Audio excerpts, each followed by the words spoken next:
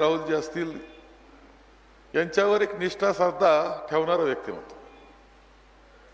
स्वर्गीय राजीव गांधी यांची जयंती हा वर्षातला PN पाटील साहेबांचा सगळ्यात मोठा कार्यक्रम असायचा. 15-20 किलोमीटरची ती मिरवणूक आपण सगळे सहभागी झाले असेल कदाचित त्यात.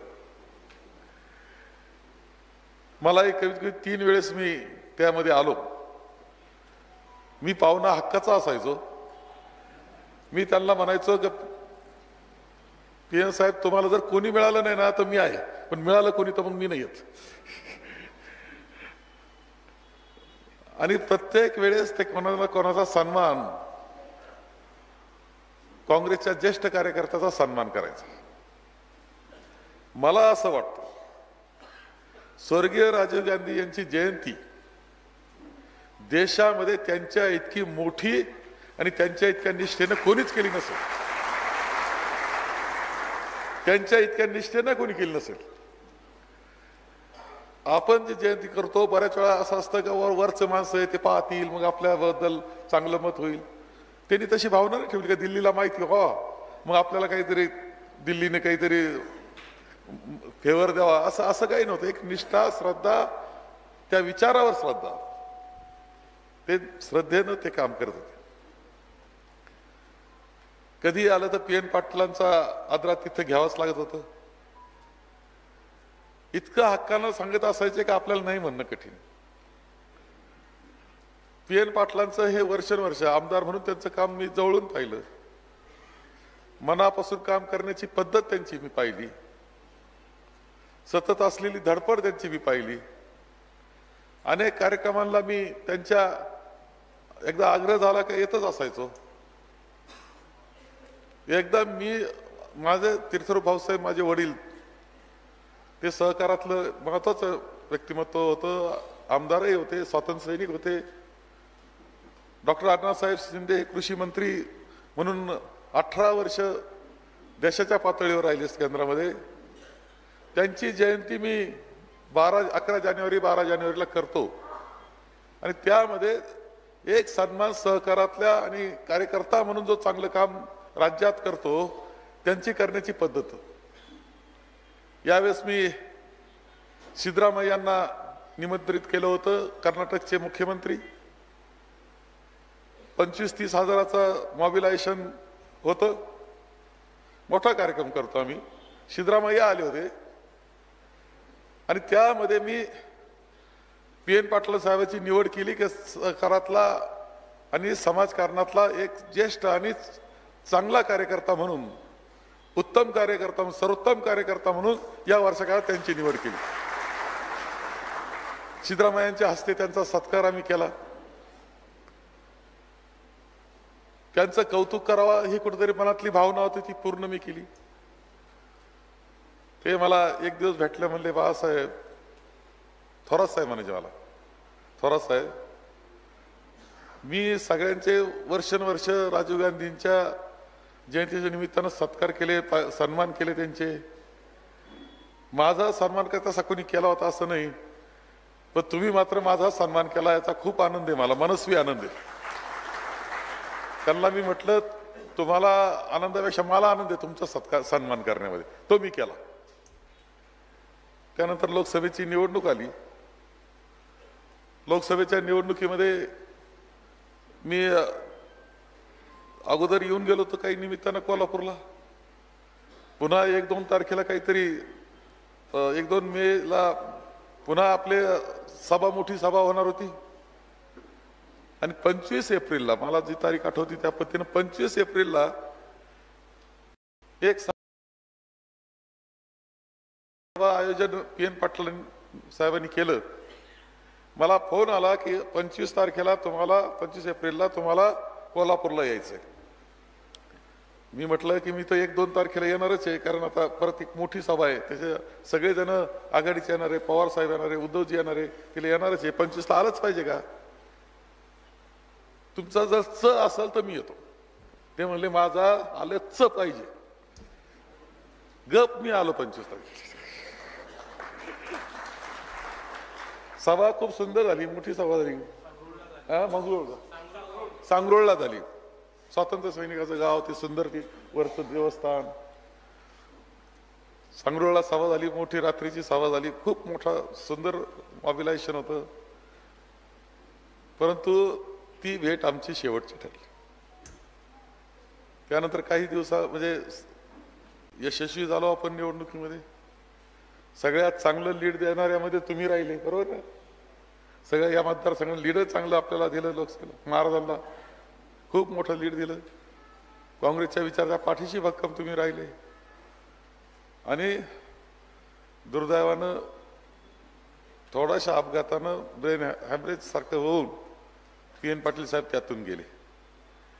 खरं म्हणजे मला भेटलेले आयुष्यातले व्यक्तिमत्व असं जर पुस्तक मी आता लिहिण्याचं ठरवलं तर मला कोण कोण भेटले चांगली माणसं, आयुष्यामध्ये चांगली माणसं कोण कोण भेटले, असं जर लिहायचं ठरवलं आयुष्याचं, तर मला PN पाटलांवर एक प्रकरण लिहावं लागेल, एवढं तुम्हाला सांगतो.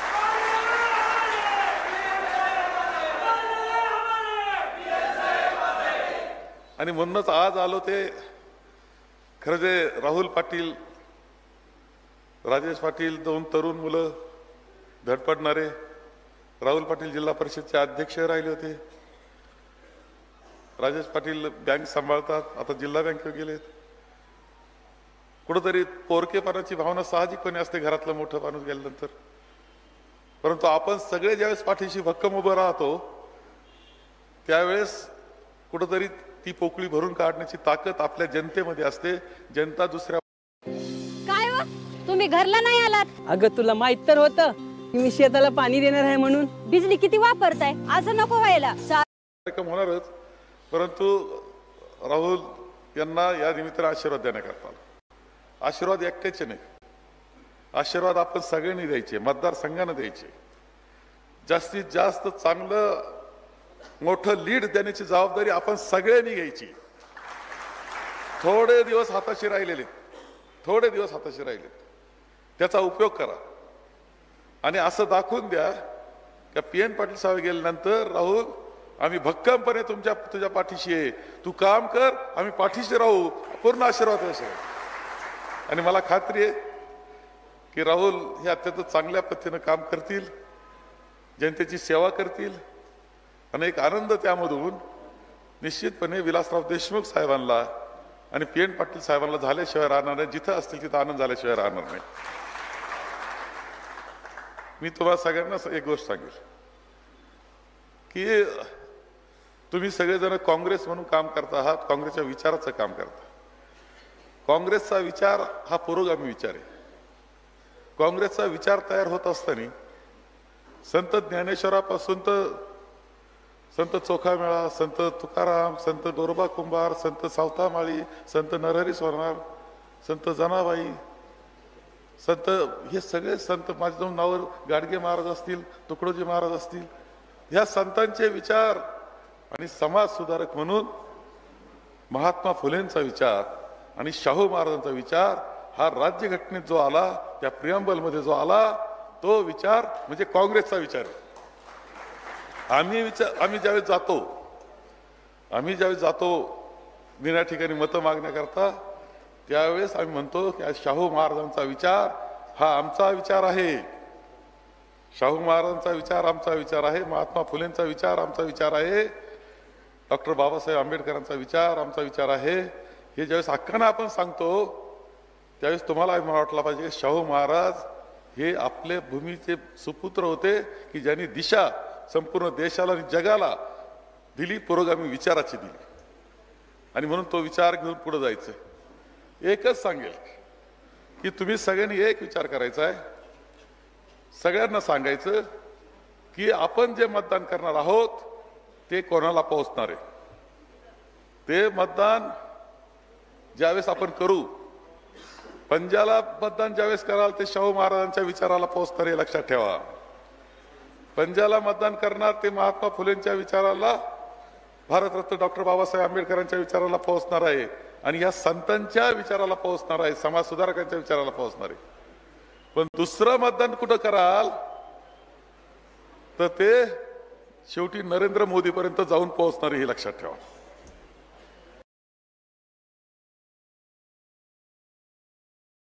हे नरेंद्र मोदींपर्यंत जाऊन पोहोचणार आहे. ते प्रतिगामी विचाराचं आहे. ते शाहू महाराजांना पोहोचणार नाही, लक्षात ठेवलं पाहिजे. आपल्या सगळ्यांना जपायचंय.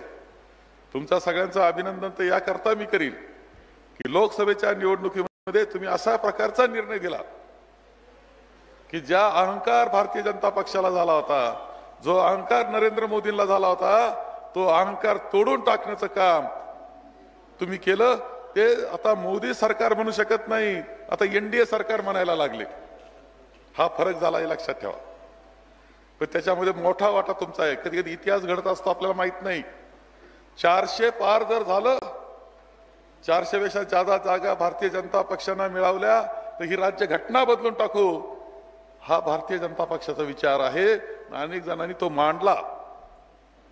भारतीय जनता पक्षाचे नेते मंडळी भाषणात बोलायचे, आपसात बोलताना बोलायचे.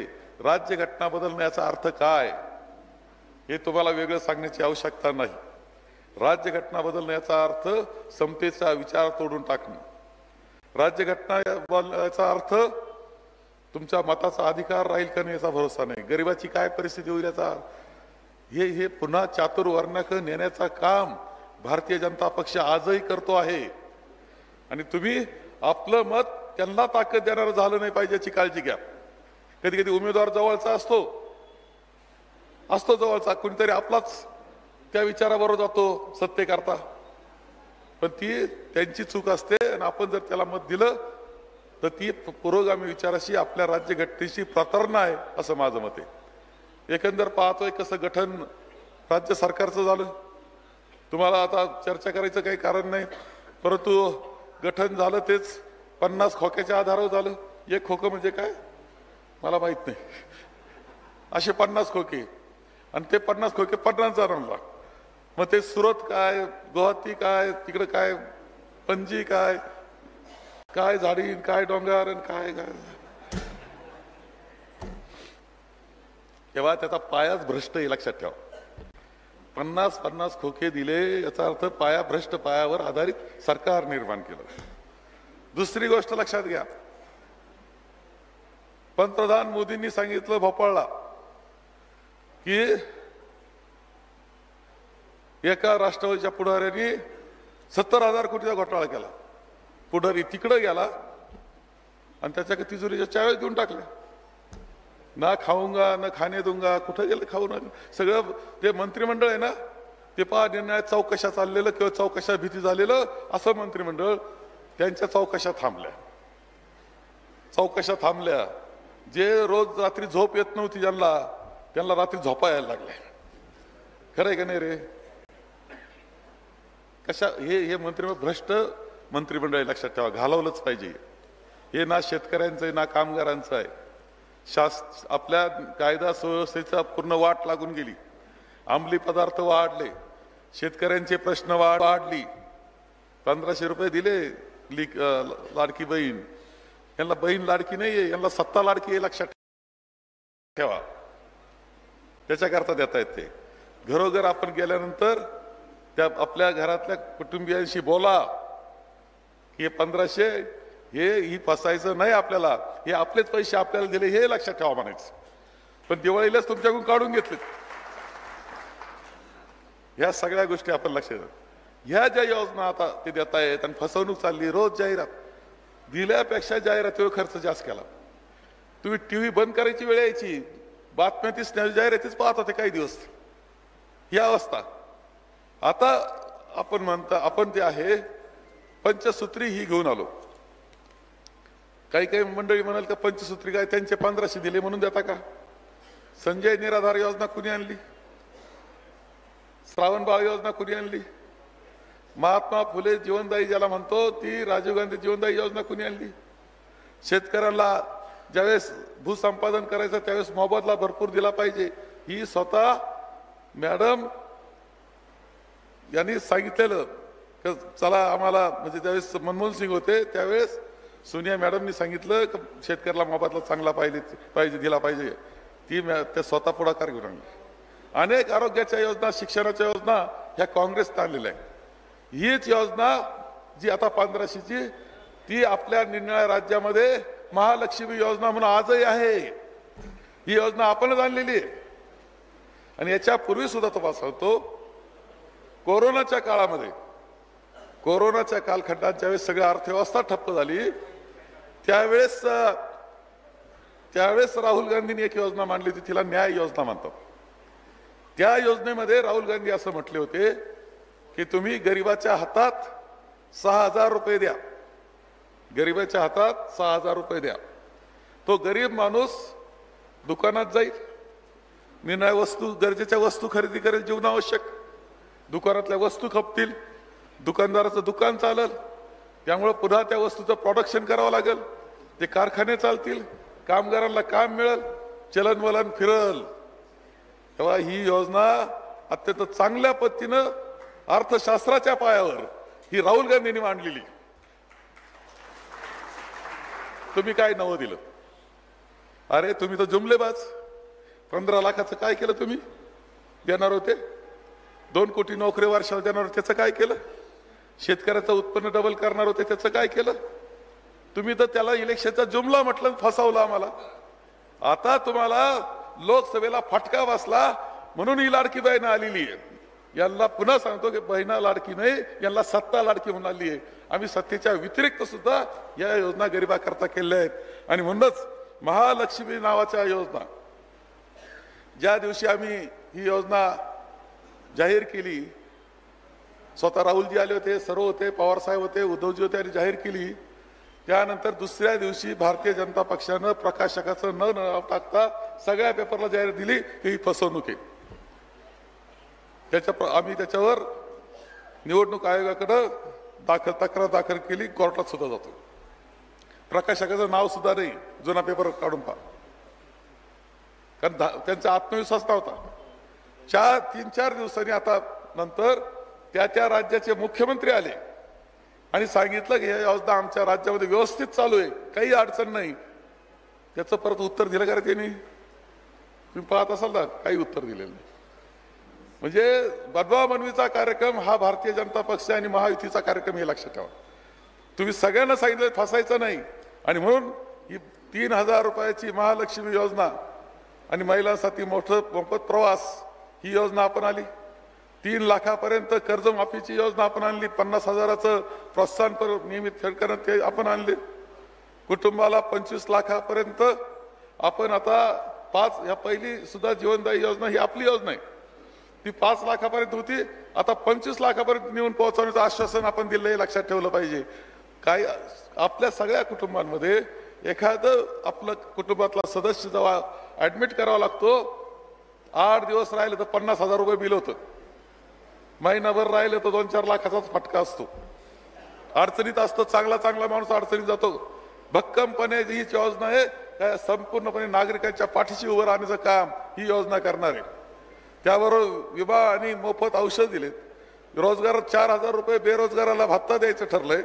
आणि त्याचबरोबर हे जे चाललेले सगळं काही वातावरण आहे, स्वतः राहुलजींचं म्हणणं असं आहे की तुम्हाला आरक्षण देताना कागद काहीतरी असला पाहिजे की जो ऑथेंटिक आहे.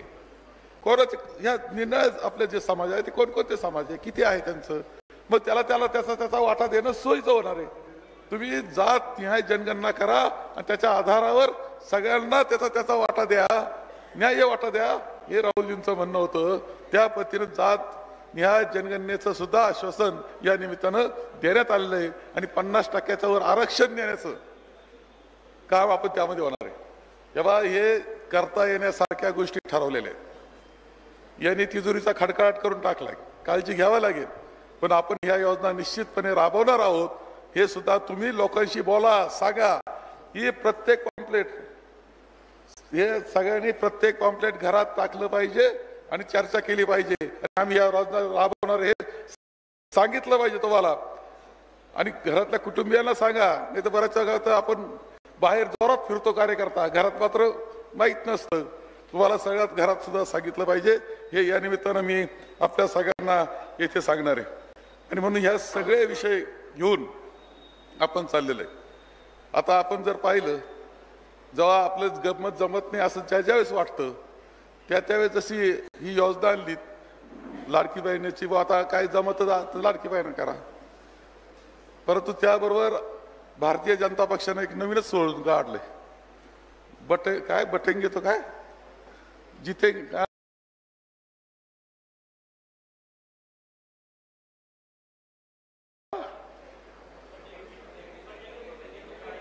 बटेंगे तर कटेंगे, बटवारा केला म्हणजे वेगळे झालो तर मल्लिकार्जुन खरगे साहेबांनी फार उत्तर चांगलं दिलं.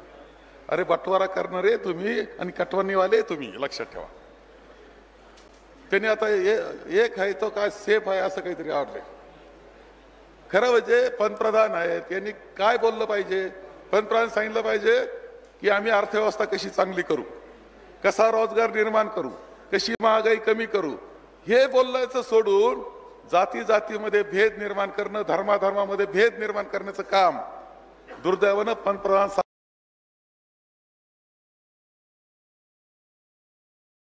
व्यक्तिमत्व करतंय, देशाचा वाटणी करण्याचं काम करतंय. ही अत्यंत वाईट गोष्ट आहे. आपण पाहिलं मराठा आरक्षणाचं आंदोलन चालू होतं जरांगेंचं, जरांगे पाटलांचं. लाठी चार्ज करायची काही गरज नाही का तिथं?